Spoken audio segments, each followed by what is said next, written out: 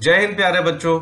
मैं संतोष कुमार मिश्रा, माध्यमिक शिक्षक, शासकीय high school police line Shahdol Madhya Pradesh, विज्ञान की कक्षा में आप सभी का स्वागत करता हूं। आज हम लोग बात करेंगे कक्षा 9 विषय विज्ञान अध्याय 1 हमारे आसपास के पदार्थ के कुछ महत्वपूर्ण प्रश्नोत्तर के बारे में। ये ऐसे महत्वपूर्ण प्रश्नोत्तर हैं जो आपके एनसीईआरटी बुक के मध्य में बीच में दिए गए हैं, साथ ही साथ अध्याय के अंत में भी दिए गए हैं। यह प्रश्न परीक्षा की दृष्टि से अत्यंत महत्वपूर्ण है, साथ ही साथ आपके ज्ञानार्जन के लिए भी अत्यंत महत्वपूर्ण है। तो इन प्रश्नों को, इनके उत्तरों को आप समझिए और समझने के बाद अपनी नोटबुक में अच्छे से लिखिए। लिखना भी आपके लिए बहुत जरूरी है, क्योंकि लिखने से भी याद होता है। तो चलिए शुरू करें आज की कक्षा।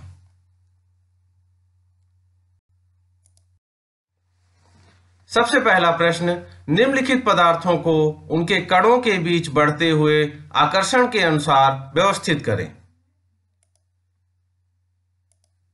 जल, चीनी, ऑक्सीजन। तो सबसे पहले तो आपको प्रश्न को समझना है और प्रश्न को समझने के बाद उसका उत्तर लिखना है। ध्यान रखें, रटने की कोशिश बिल्कुल भी ना करें, प्रश्नों को समझें और उसके बाद उसका उत्तर लिखें। तो सबसे पहले आप यहाँ देखिए, इन्हें प्रश्न सरल जरूर लग रहा होगा, लेकिन इसको समझने की जरूरत है। समझ लेंगे तो इससे संबंधित या इसी तरह से अन्य जो प्रश्न आएंगे वो भी आपसे बहुत अच्छे से बन जाएगा। यहां हमें पदार्थों के कणों के बीच बढ़ते हुए आकर्षण के अनुसार व्यवस्थित करना है। तो हम जानते हैं कि ये जल द्रव है, लिक्विड है, चीनी सॉलिड है, ठोस है, और ऑक्सीजन गैस है।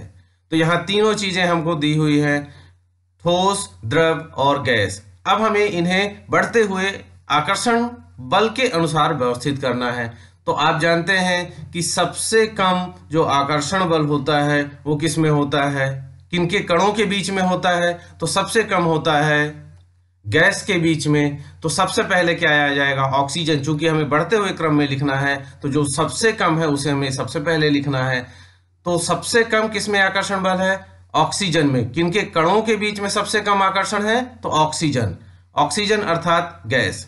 गैस के बाद सेकेंड नंबर पे आता है लिक्विड अर्थात द्रव। तो द्रव यहाँ क्या है? जल है। तो सेकेंड नंबर पे जल हो जाएगा। और सबसे ज्यादा जो आकर्षण होता है वो सॉलिड के बीच में होता है, ठोस के कणों के बीच में होता है, इसलिए सबसे अंत में होगा चीनी। तो ध्यान रखेंगे, सबसे कम आकर्षण कणों के बीच में, सबसे कम आकर्षण गैस में होता है, गैस के बाद द्रव में, और द्रव के बाद सबसे लास्ट में जो ठोस है उसमें होता है। अब निम्नलिखित तापमानों पर जल की भौतिक अवस्था क्या है? 25 डिग्री सेल्सियस, 0 डिग्री सेल्सियस और 100 डिग्री सेल्सियस। इन तीनों पे हमें बताना है कि जल की भौतिक अवस्था क्या होगी, ठोस अवस्था में है, द्रव अवस्था में है या गैसीय अवस्था में है। तो सबसे पहले 25 डिग्री सेल्सियस की बात करें, ये कमरे का तापमान होता है। तो 25 डिग्री सेल्सियस पे जल द्रव अवस्था में है। किस अवस्था में? द्रव अवस्था में है ये 25 डिग्री सेल्सियस पर। और उसके बाद फिर दो और मेन है, 0 डिग्री सेल्सियस जिसे हम गलनांक बिंदु कहते हैं, 100 डिग्री सेल्सियस जिसे हम क्वथनांक बिंदु कहते हैं। इन दोनों पर क्या होगा? तो 0 डिग्री सेल्सियस अर्थात गलनांक बिंदु पर यह जो जल है वो ठोस एवं द्रव दोनों अवस्थाओं में होता है। ध्यान रखिएगा, ठोस एवं द्रव दोनों अवस्थाओं में। 0 डिग्री सेल्सियस पे ठोस पे भी और द्रव अवस्था में भी होता है। और 100 डिग्री सेल्सियस अर्थात जो क्वथनांक बिंदु है उस पर द्रव एवं गैसीय अवस्था दोनों होती हैं। मतलब द्रव भी रहेगा और गैसीय वाष्प के रूप में भी ये रहेगा। तो ये दोनों अवस्थाएं होती है 100 पे। तो 100 में भी दोनों अवस्थाएं हैं, 0 डिग्री सेल्सियस पर भी दो अवस्थाएं हैं, ठोस और द्रव, और 25 डिग्री सेल्सियस जो कमरे का तापमान है उस पे द्रव अवस्था में है ये। पुष्टि हेतु कारण दें। प्रश्न है, पुष्टि हेतु कारण दें। जल कमरे के ताप पर द्रव है। तो क्यों द्रव है जल कमरे के ताप पर? क्योंकि द्रव के जो गुण होते हैं, जिसके बारे में हम लोग पहले बात कर चुके हैं, तो द्रव के जो गुण होते हैं वो गुण इसके अंदर है, जिस वजह से यह जल कमरे के ताप पर द्रव है। हर एक प्रश्न के उत्तर में कुछ न कुछ मेन पॉइंट्स, मेन वर्ड्स होते हैं, मुख्य शब्द होते हैं, जिनके आधार पर आप अपने शब्दों में भी उत्तर बना सकते हैं और वो उत्तर भी सही माना जाएगा। उत्तर देखें, कमरे के ताप पर जल का आयतन निश्चित है। पहला पॉइंट हमको मिला, जल का आयतन निश्चित है तथा इसे किसी बर्तन में डालने पर वह उसका आकार ग्रहण कर लेता है। आयतन निश्चित है। विशेषता क्या है द्रव की कि आयतन निश्चित होता है और आकार जिस भी पात्र में उसे डाला जाता है उसका वह आकार ग्रहण कर लेता है। तो आयतन निश्चित है और आकार वह उस पात्र का ग्रहण करता है जिसे उसमें डाला जाता है। उसके बाद जल में तरलता का भी गुण है, इसलिए जल कमरे के ताप पर द्रव है। अर्थात द्रव की विशेषताएं हमको लिखना है जिस वजह से जल कमरे के ताप पर द्रव है। अगला प्रश्न, लोहे की अलमारी कमरे के ताप पर ठोस है। लोहे की अलमारी कमरे के ताप पर ठोस क्यों है? क्योंकि ठोस के उसके अंदर गुण है। कमरे के ताप पर लोहे की अलमारी में ठोस के जो गुण होते हैं वो है। अब गुण कौन कौन से हैं ठोस के? देखिए, तो कमरे के ताप पर लोहे की अलमारी का आकार एवं आयतन दोनों निश्चित है। आकार एवं आयतन दोनों निश्चित होता है ठोस में। इसमें तरलता एवं संपीड्यता का गुण नहीं पाया जाता है तथा यह सुदृढ़ है, इसलिए अलमारी कमरे के ताप पर ठोस है। तो ध्यान रखेंगे, ये बात हो रही है कमरे के ताप पर, क्योंकि जब तापमान बढ़ाया जाएगा तो इसके आकार को और इसके आयतन को हम बदल सकते हैं। ताप बढ़ाकर हम उसको अपना जो भी हम आकार देना चाहें हम वो आकार दे सकते हैं, लेकिन कमरे के ताप पर यह संभव नहीं है। इसलिए जो भी बात हो रही है वो कमरे के ताप पर हो रही है कि जल कमरे के ताप पर द्रव है। इसका तापमान बढ़ा दीजिए जल का, तो जल का तापमान बढ़ा देंगे या घटा देंगे तो वो बर्फ में या वाष्प में परिवर्तित हो जाएगा। तो इस बात का ध्यान रखेंगे, बात हो रही है सिर्फ कमरे के तापमान पर। 273 केल्विन पर बर्फ को ठंडा करने पर तथा जल को इसी तापमान पर ठंडा करने पर शीतलता का प्रभाव अधिक क्यों होता है? तो क्यों होता है, क्या वजह है इसकी? तो 273 केल्विन ताप पर जल की अपेक्षा बर्फ को गुप्त ऊष्मा के रूप में अधिक ऊष्मा की आवश्यकता होती है। अधिक ऊष्मा की आवश्यकता होती है, इसलिए शीतलता का प्रभाव अधिक होता है। क्यों? देखिए, 273 केल्विन ताप पर जल की अपेक्षा बर्फ को गुप्त ऊष्मा के रूप में, एक मुख्य शब्द यहाँ क्या आया, गुप्त ऊष्मा के रूप में अतिरिक्त ऊष्मा की आवश्यकता होती है, इसलिए शीतलता का प्रभाव अधिक होता है। मुख्य एक शब्द आया, गुप्त ऊष्मा के रूप में अतिरिक्त ऊष्मा की आवश्यकता होती है, इसलिए शीतलता का प्रभाव अधिक होता है। अगला प्रश्न देखें, किसी भी पदार्थ के अवस्था परिवर्तन के दौरान तापमान स्थिर क्यों रहता है? अवस्था परिवर्तन के समय दी गई ऊष्मा उस पदार्थ में गुप्त ऊष्मा के रूप में निहित हो जाती है, इसलिए पदार्थ का तापमान स्थिर रहता है। पदार्थ का तापमान घटता या बढ़ता नहीं है अवस्था परिवर्तन के दौरान। क्यों? क्योंकि अवस्था परिवर्तन के समय जो ऊष्मा दी जा रही है वह ऊष्मा उस पदार्थ में गुप्त ऊष्मा के रूप में निहित हो जाती है। यहां भी वही मुख्य शब्द, किस ऊष्मा के रूप में निहित हो जाती है, समाहित हो जाती है, ये गुप्त ऊष्मा के रूप में रहती है। गुप्त ऊष्मा के रूप में रहने की वजह से यह पदार्थ का तापमान अवस्था परिवर्तन के दौरान नहीं बढ़ता। तो ध्यान रखेंगे, किस अवस्था में? गुप्त ऊष्मा के रूप में यह निहित हो जाती है। वायुमंडलीय गैसों को द्रव में परिवर्तित करने के लिए कोई विधि सुझाइए। वायुमंडलीय गैसों को द्रव में हम कैसे परिवर्तित कर सकते हैं? कोई विधि? तो विधि क्या है? वायुमंडलीय गैसों को हम किस तरीके से द्रव में परिवर्तित कर सकते हैं? तो परिवर्तित करने के लिए मुख्य रूप से दो विधियां हैं। क्या? वायुमंडलीय गैसों को इनका दाब बढ़ाकर, वायुमंडलीय गैसों का दाब बढ़ाकर या ताप कम करके इन्हें द्रवीभूत किया जा सकता है। दाब बढ़ाकर या ताप कम करके हम इन्हें द्रव में परिवर्तित कर सकते हैं। दो ही चीजें हैं, ध्यान रखिएगा, या तो दाब बढ़ा दें या ताप कम कर दें। अगला प्रश्न, उबलते हुए जल अथवा भाप में से जलने की तीव्रता किसमें अधिक महसूस होती है? अर्थात यदि उबलते हुए जल से कोई व्यक्ति जल जाता है या भाप में से जलता है तो सबसे ज्यादा जलने की तीव्रता किसमें होगी? तो सबसे ज्यादा तीव्रता किसमें होगी? भाप से जलने में होगी। ध्यान रखेंगे, उबलते हुए जल से जलने में कम और भाप से जलने में उसकी तीव्रता ज्यादा महसूस होगी। क्यों? उसकी वजह जानते हैं। तो समान ताप पर भाप के कणों की ऊर्जा जल के कणों की ऊर्जा से अधिक होती है। समान ताप पर ध्यान रखिएगा, भाप के कणों की ऊर्जा जल के कणों की ऊर्जा से अधिक होती है। अब क्यों होती है ऊर्जा? मतलब भाप के कणों में ऊर्जा अधिक होगी, जल के कणों में ऊर्जा कम होगी। सबसे पहला पॉइंट तो ये समझें कि भाप के कणों में ऊर्जा अधिक है और जल के कणों में ऊर्जा कम है। अब ये भाप के कणों में ऊर्जा क्यों अधिक है? तो उसका कारण है कि भाप के कणों द्वारा वाष्पन की गुप्त ऊष्मा के रूप में अतिरिक्त ऊर्जा का अवशोषण किया जाता है। वाष्पन की गुप्त ऊष्मा के रूप में, ध्यान रखें, भाप के कणों के द्वारा वाष्पन की गुप्त ऊष्मा, यहां भी फिर से वही गुप्त ऊष्मा, कौन सी गुप्त ऊष्मा?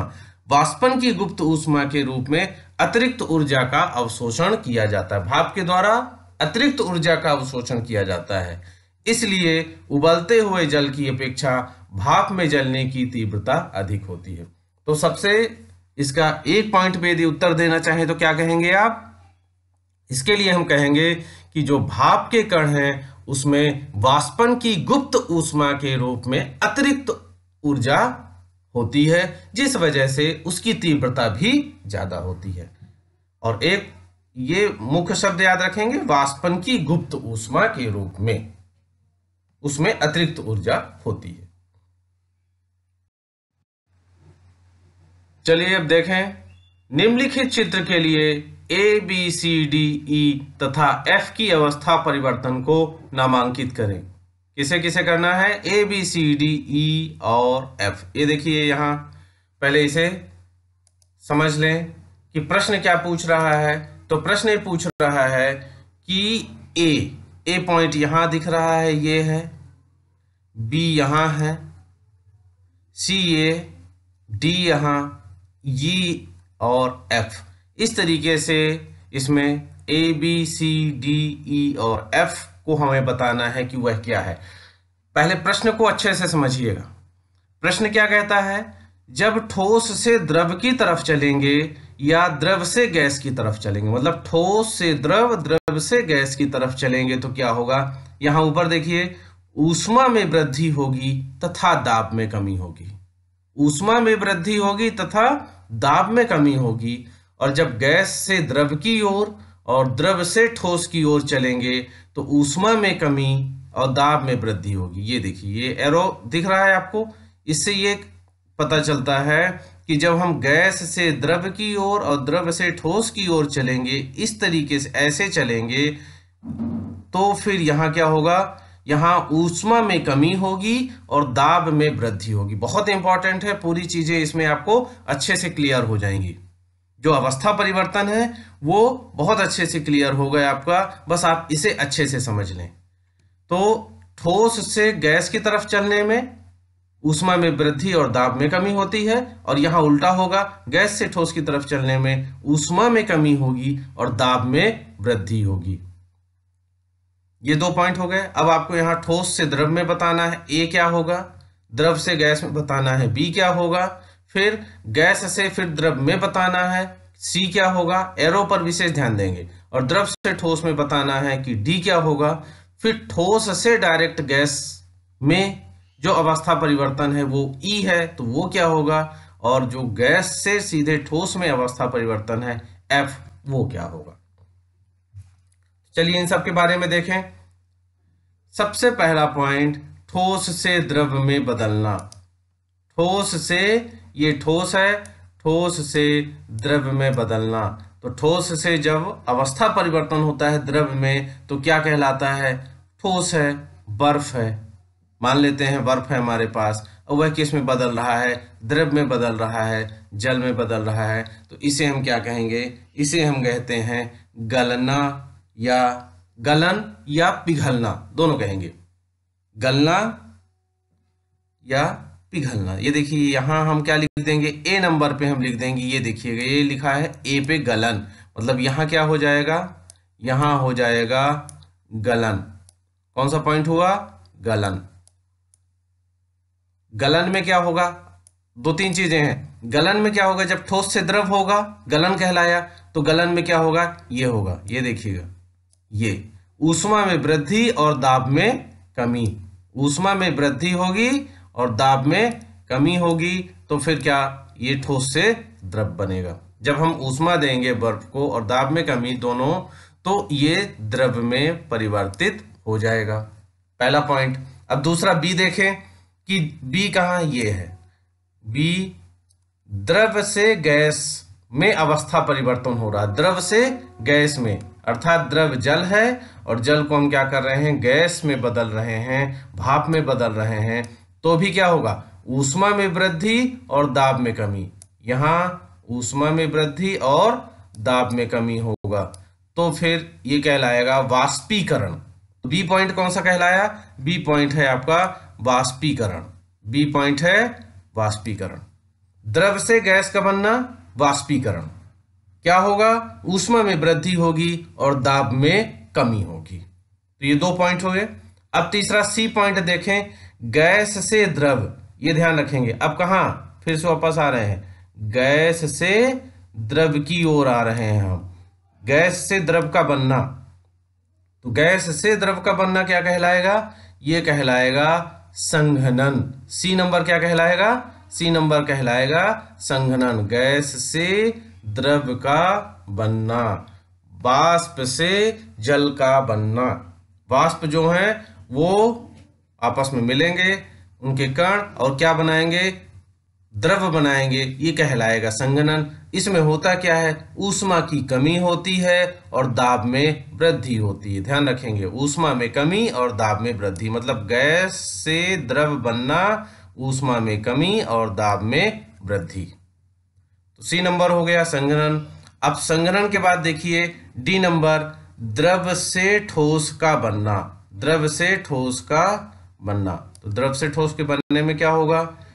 द्रव है कोई पदार्थ, अर्थात जल ही ले लीजिए, सबसे अच्छा उदाहरण हम जल का लेके चल रहे हैं। द्रव है, अब इसे ठोस बनना है ये, अर्थात क्या बनना है?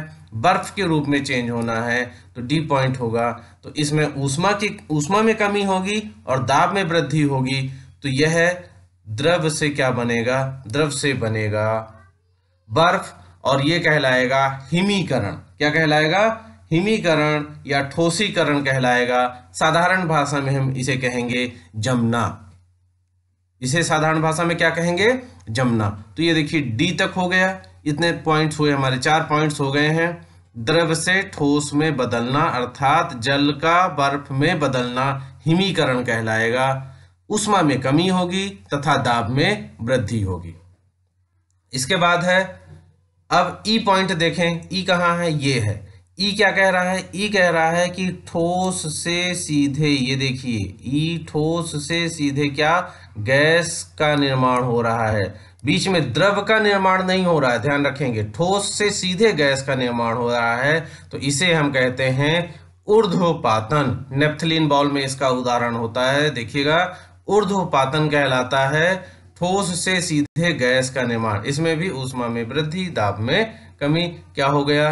ठोस से सीधे गैस का निर्माण होता है, द्रव का निर्माण बीच में नहीं होता है, इसे हम कहते हैं ऊर्ध्वपातन।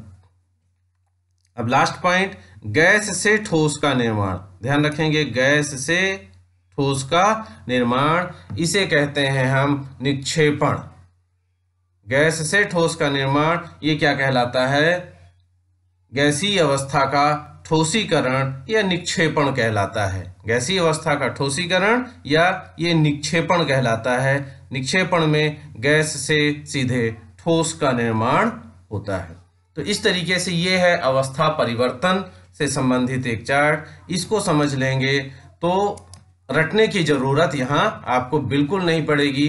ये ऐसे प्रश्न हैं जो आपसे ऑब्जेक्टिव के रूप में या डिस्क्रिप्टिव के रूप में या किसी न किसी रूप में पूछा जाएगा। यदि आपका कॉन्सेप्ट यहाँ क्लियर है तो आप उस प्रश्न का जवाब बहुत अच्छे से दे पाएंगे कि ठोस से द्रव में, द्रव से गैस में बदलना क्या कहलाता है, गैस से फिर से द्रव में बदलना, और द्रव का ठोस में फिर से बदलना क्या कहलाता है। तो बर्फ का उदाहरण लेके चलेंगे। यहाँ जहां संभव है बर्फ का उदाहरण ले लें। ठोस, द्रव और गैस तीनों में हम बहुत आसानी से बर्फ का उदाहरण ले सकते हैं। और इसके अलावा यहाँ ऊर्ध्वपातन और निक्षेपण, इनमें दूसरे उदाहरण लेकर हम इनको समझने का प्रयास करेंगे। तो ये जो प्रश्न है ये बहुत इंपॉर्टेंट है आपके लिए। उम्मीद करता हूं कि ये प्रश्न आपको अच्छे से समझ में आ गए होंगे। आपको इन्हें सुनना है, एक बार, दो बार, तीन बार सुनिए तो निश्चित रूप से आपके दिमाग में इन प्रश्नों के उत्तर बिल्कुल अच्छे से क्लियर हो जाएंगे। और इसके साथ साथ आप इनका फिर से रिवीजन करिए। जरूरी नहीं है कि आप ये वीडियो को अच्छे से देखें, देखने के साथ साथ आप इसको सुन भी सकते हैं। सुनने से भी आपको अच्छे से समझ में आएगा, और समझने के साथ इसका आप नोट्स बनाइए। नोट्स को बनाने के बाद एक बार फिर से प्रश्नों को देखकर बिना देखे हुए उत्तर लिखने का प्रयास करें। जब उत्तर लिखने का प्रयास करेंगे तो आपको पता चलेगा कि आपको किस प्रश्न का उत्तर नहीं आ रहा है और किसका आ रहा है। जिसका नहीं आ रहा है उसे आप फिर से सुने, फिर से देखें, समझें और उसके बाद उत्तर लिखने का प्रयास करें। समय आ गया है कि अब आप परीक्षा की तैयारी में जुट जाएं। बहुत बहुत धन्यवाद आप।